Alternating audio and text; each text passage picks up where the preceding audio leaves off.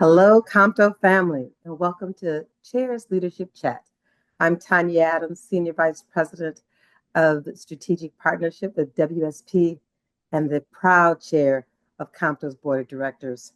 As we continue to celebrate Women's History Month, we're elevating the stories of women and our allies who continue to transform the transportation industry. Today, it is my honor to introduce you to my CEO, my colleague, and I will say my friend, Joe Sczurko, U.S. Region President of WSP.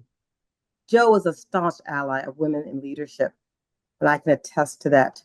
Joe joined WSP in 2022 and has over 35 years of progressive experience and management responsibilities in consulting and engineering services. Joe, thank you so much for being here, and thank you for all of your support.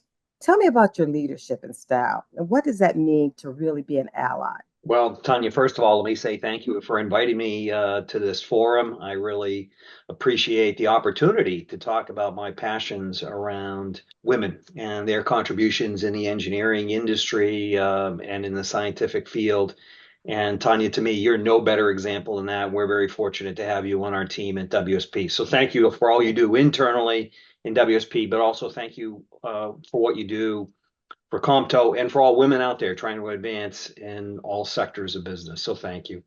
As far as my leadership style, as a long-term professional in engineering, I've seen my leadership style evolve as I've had the opportunity to work with different people from different backgrounds in different places all across the country and in my career all across the world.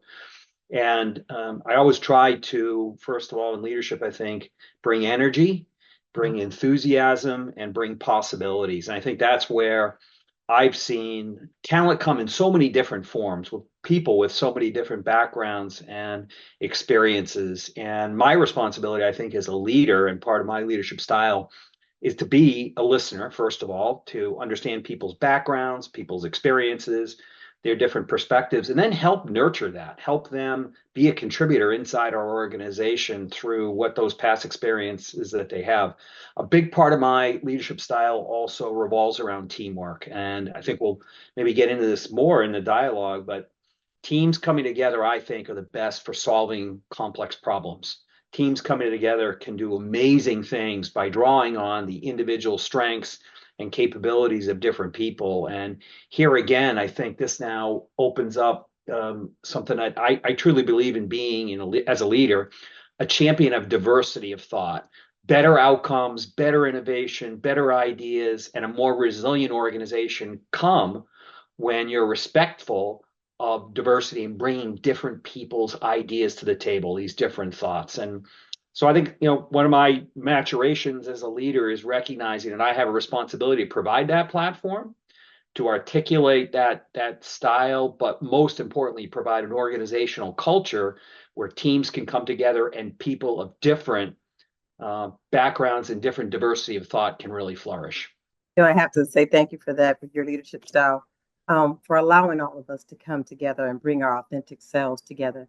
And it does start from the top down. People need to know and feel that our leadership values them and how they come. So thank you, thank you. How has empowering women in the industry impacted your own success? Tanya, actually, I think I'm a little bit unique as a leader today in the engineering industry in the United States in that for over 20 years, my direct supervisor was a female, Ann Massey, who was the chief executive officer of MacTech and later on AMEC Earth and Environment and later Earth and Environment. She and I had a terrific 20 plus year direct reporting relationship organizationally, but we had really a partnership in terms of our skill sets and the ways that we played off each other in terms of our understanding of business, our understanding of people, our understanding of industry, understanding of growth. And I think it sensitized me over that period of 20 years, being a boss that was a female, to the unique challenges of females in the workforce, females that might be trying to raise a family, females that might need to overcome that challenge of, is STEM the right thing for you? And here I was working for a leader that had risen up progressively in her career to a senior executive role. And I think it really sharpened my understanding of the potential of females in the workforce, the potentials of women in the engineering field, but also their challenges and what they face in trying to come into this industry and help be successful, whether that's on a day-to-day basis or on a career aspirational basis. So I think first, women obviously bring different perspectives, different innovations, different experiences. And again, that's all part of creating an environment where ideas can flourish.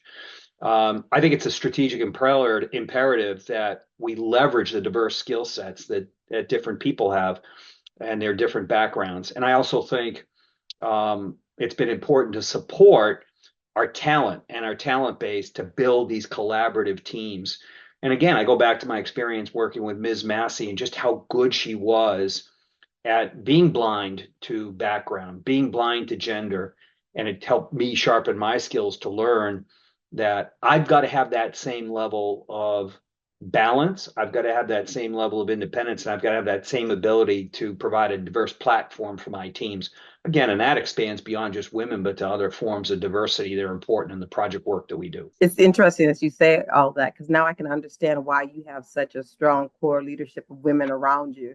It all goes back to Miss Massey, so I need to thank her. So if she's still around, we need to thank her for that. You've been a licensed engineer since 1989. How have you seen engineering adapt to hire and promote more women? Right. There were women in the engineering profession when I first started back in the mid 1980s, but not number one in the numbers that they're prevalent today. So I think that the educational programs, some of the STEM initiatives have helped attract more women engineers and scientists into our industry, which I think is really great. I will say, however, at that time, there weren't as many women in leadership and management roles, management capacities.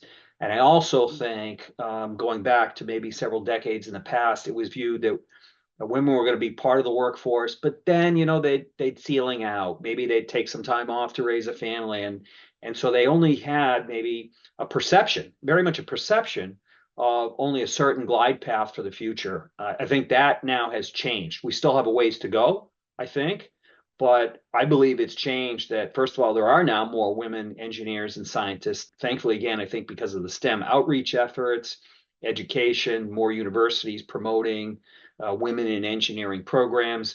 There's opportunities, scholarships and grants that I think have attracted more people into the industry.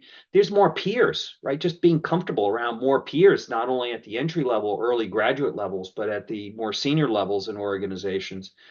Professional organizations, external professional organizations, I think, have supported the flourishing of women and increased number of women that have risen to management roles in this industry.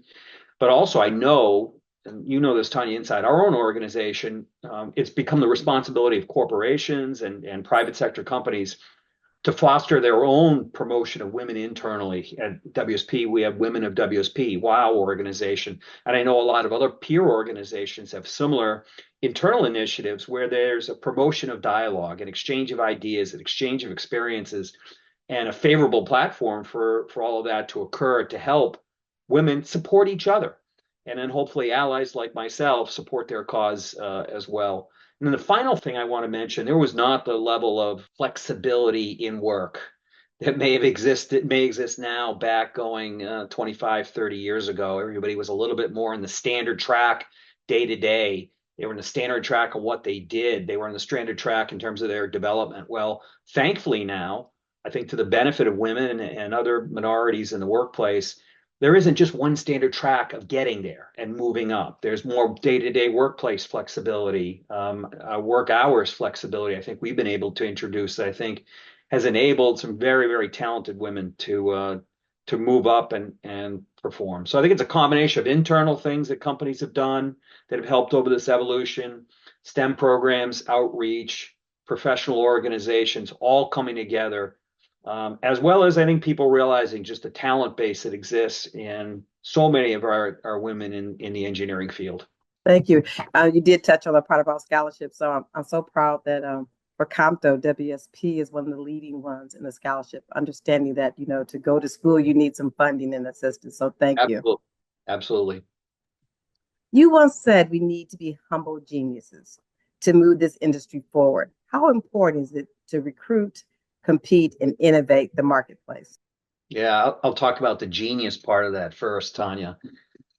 We do unbelievable things in the engineering field. Oh my gosh, it's just unbelievable what we contribute and how many people we have that are literally geniuses and come up with all these innovations and solutions. You look around at transit systems across the country, transportation systems across the country, around the world, and it's, oh my gosh, we do incredible things for people and society and economic development. So that's the genius part.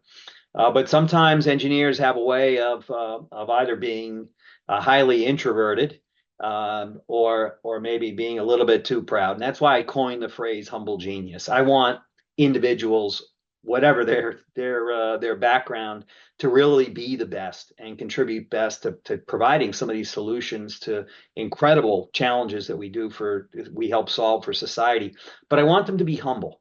I want them to recognize that they themselves have been the beneficiaries of other smart people that have helped them along the way, whether that's university professors, teachers, educators, peers in the workplace, colleagues in the workplace.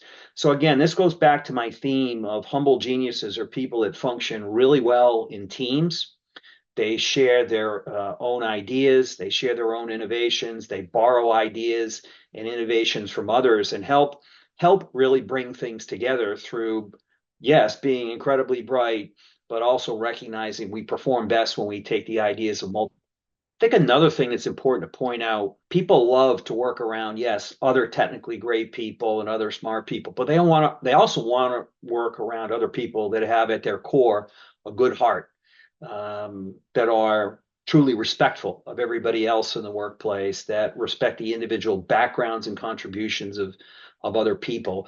This again comes back to a point I've talked about previously, this collaborative environment, this environment of creative solutions and breakthroughs come when we borrow the best ideas and the best approaches and the best work of many people.